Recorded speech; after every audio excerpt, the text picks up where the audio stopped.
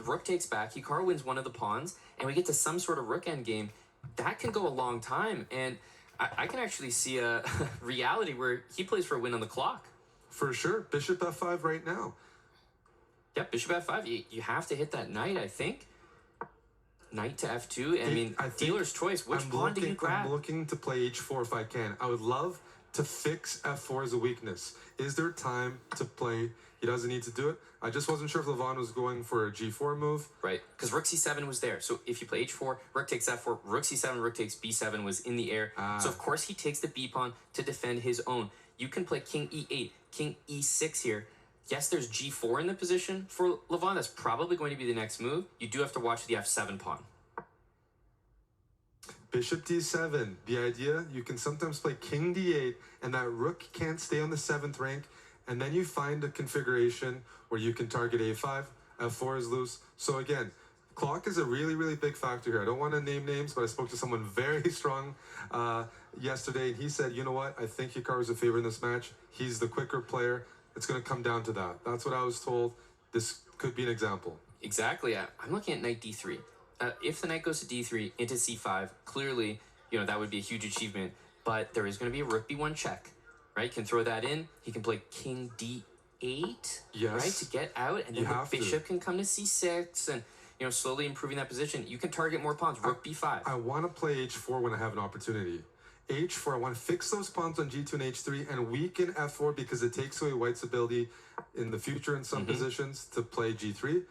But the question is, maybe rook b5 first. It's all about timing here. Hikaru's looking for an advantage. He's pressing this because from my perspective, I don't see much risk for black. I think white is under tremendous pressure already. Huge pressure. Even though the actual evaluation might be around equal here, you can see Hikaru posturing up in his chair. This is where he thrives. He's up on time, and he knows he's in a position he can push. h4, your idea. Bishop f5, rook b5. There are so many different ways. He just needs to elongate the game because he's a much faster player than Levon Aronian. Completely right. Prolong the game, and if Levon finds himself under 30 seconds, he can no longer even think. He just has to move. Yep, so rook c3, of course, if the bishop captures on d3, you take back with a check. He probably doesn't want to pull the trigger on that just yet. But I do think if we were 30, 40 seconds less on the clock, he would be interested in playing a rook endgame because in some ways you think of that as almost a guaranteed flag. I'm wondering if Hikaru's worried that rook b5, there's knight c5. And how do you unravel? But we have h4 is such a good move. Key move. You've been talking about that one for a while. Because now white's structure on the king side isn't good. You can't generate a passed pawn easily. And if black ever wins a5, look at those connected passed pawns to win the game. Okay, so how do we make progress here? King e7, so at least if you want, you can capture on a5 now. But what will follow is knight b7, rook c7, knight d6. No need to commit. I might even play g6 here. I might just chill g6. Levon is the one who has to keep finding accurate moves and active counterplay, and he's running out of those moves. Oh, I love h5. And he expected it. Hikaru completely expected this. There's nothing worse when you only have a minute on the clock. He's completely expecting everything he's doing. Is there a tactic here? Can you go for the king? Is there a mating net? Something on the back rank? I'm searching. Come on, can you go rook b1? What happens after rook b1? If king h4, rook check, and then you have rook h3? What do you do after rook b1? And he's thinking rook b1, rook b2, they both seem to accomplish the same thing. Why is Hikaru spending time here when he could capture it? He knows something is up. The bishop dominates white's knight. They can't even bring the knight to defend on the h file. Hikaru's shaking his head. Does that mean he doesn't see it? He's down to a minute 20. What do you even do there? Why is that? I don't see a way to prevent it. It's just weird to look for a mate when it was never there. He misses it, and Levon is back in the game. He is right back in it, and time was spent there. He misses what looked like an absolute win, stone cold on the spot. We're back in an even position here. He's going to recapture that pawn on e5. Take on e5, then I can take on a5 though. Yeah. And e5 falls. All Hikaru needs is pieces on the board. So hang on, is f5 being considered? Yes. Just because of that. Yes, f5, f6. This is going to get very interesting because the knight can slide back maybe to d3, open up rook c7, knight takes e5. I still think that Hikaru has the edge here. He's up a pawn temporarily. Levon needs to speed up here. Knight a4. That move feels wrong. It's on the side of the board, but it does have an idea. There's some discovered checks, and look at that bishop on d5. It covers f7. It just cuts off a lot of the board. Hikaru's looking at e4, bishop e3, plenty of options, but he is slowing down. I think that means he's looking for a win.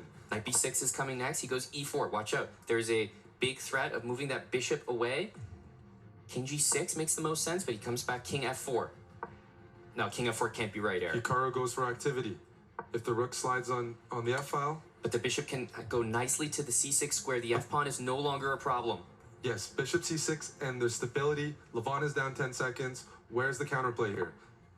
He's playing bishop e6 to cover all the squares. Oh, I you think can't he's go going to king take d5. that. You can't go king yes. I think he's going to take that. This was why he played bishop e6 to cover all the squares the knight could move to. 30 seconds apiece here.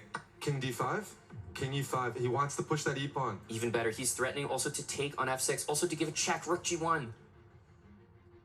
I mean, you give a check, Levon rook needs to speed c5, up. but king e6 is coming. He's down on the clock, he's down on the board. I don't see a way out of King this. e6 is a fantastic move. Where are the... There's no rook c6 check. He can afford... Oh. And now the white king is cut off from the e-pawn. Levon's going to place his rook on b6 if he has an opportunity. He's up a lot, and the thing is, Hikaru doesn't need to win in normal fashion anymore. This is going to be a flag. Can Hikaru, Nakamura, and Team Falcons do it? Levon under 10 seconds. He can't play king b3, watch out. Even if white wins that pawn, it doesn't matter. Oh, this is a tough Levon position. down to 6. He's going to need a miracle here. This is looking He's like the removed one flag. pawn. He has to Hikaru, take rooks. Nakamura. 4 seconds for Levon Aronian. Oh my goodness! Oh my goodness! I What a can't believe blunder. it. He could even lose this game. 2 seconds. Can Levon pull it off? Oh He my has to cut god. the king off. He's not able to do it. Oh. I don't think this What will be a choke. checkmate. He's just not able to do it. Oh my goodness, that almost turned completely around. A draw at the end of the day. Eric, probably the most thrilling draw we've ever seen. It looked like, Hikaru Nakamura, that's exactly where he thrives. He's flagged that position so many times. I can't believe he didn't pull it off here. Amon, I've probably lost to Hikaru in that situation, like 100 out of 100 opportunities. He was up on the clock. There was no risk. He even had time to... He didn't even need to take risk to achieve that flag. And Levon, credit to him.